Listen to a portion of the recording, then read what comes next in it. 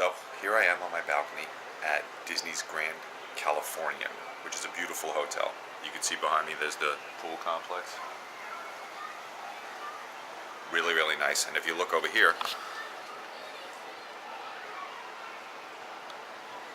that's the California Adventure theme park. This video I just wanted to talk a little bit about traveling with your family as a photographer. One of the hardest things that I've had to do over the years is figure out a way to balance wanting to capture images of all the different places that I go with spending time with my family and not making them sit around and wait while I'm busy doing that. So in this video I just wanted to talk a little bit about that and maybe give you some tips on how to work around it.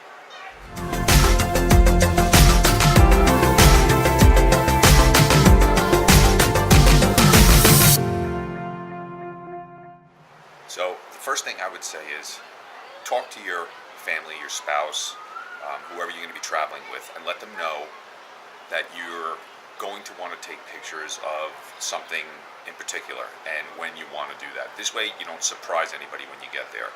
So for me on this trip, we went to San Diego, Palm Springs, and then to Anaheim to Disneyland. So I knew there were a couple of things that I wanted to take pictures of that maybe they wouldn't really be that interested in. So like last night I photographed the fireworks in the Disneyland park, and my wife knew I was going to do that beforehand. I had my tripod with me, I set myself up on Main Street, and because we talked about it in advance and she knew the deal and what I wanted to do, it went off very smoothly. I took my pictures, packed up my stuff, and left. Now if I would have after that said, you know what, I want to stay on Main Street and keep shooting around and this and that, then you know, there's the potential for some problems because you have your kids and your wife sitting there while you're busy trying to take photographs. And, you know, that's not what the agreement was. So tip one is, I would say, definitely talk to them in advance.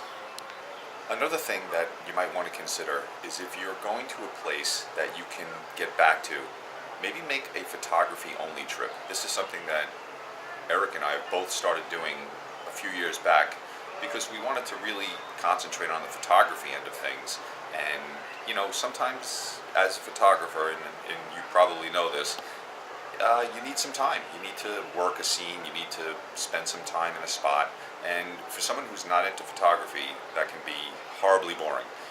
So we've actually carved out little weekends where we can go upstate and shoot waterfalls, or we've taken solo trips down to Walt Disney World, or even like in the video we made last week where we just took an afternoon and went into New York City and just shot the skyline.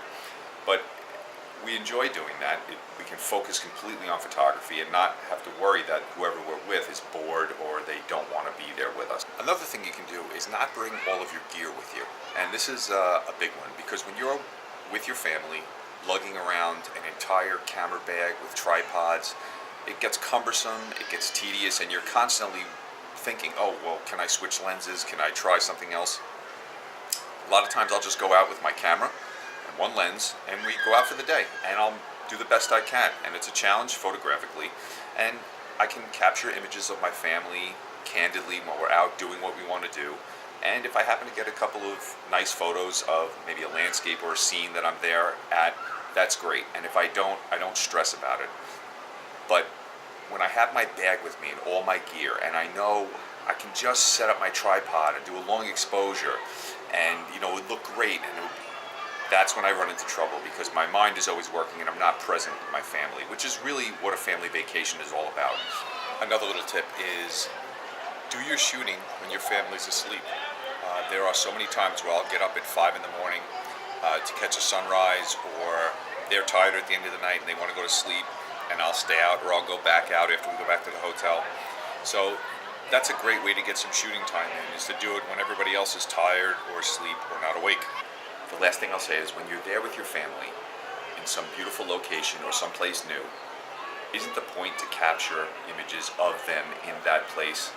So if you incorporate them into your photography and take the beautiful sunset picture but put them in it, that's really going to be the picture that you're going to treasure.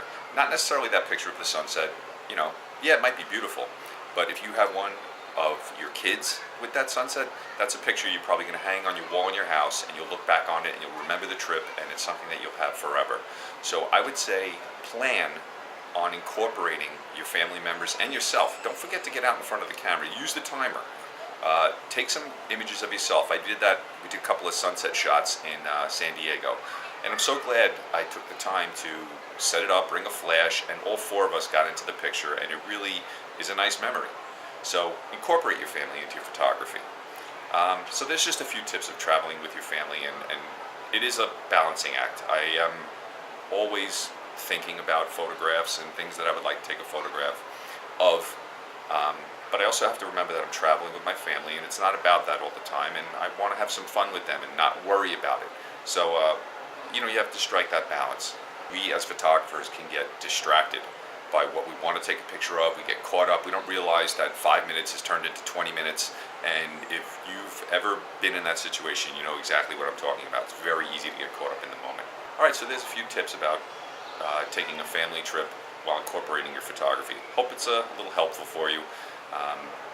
Leave some of the stories or ways that you deal with this, in the comments, because I'd love to read it, because this is something I continually struggle with, and I know Eric does too.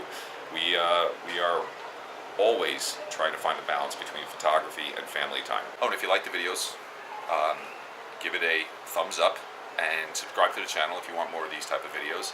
We're having fun doing them, and you can always get in touch with us in the comments, Facebook, Instagram. All right, we'll see you in the next one.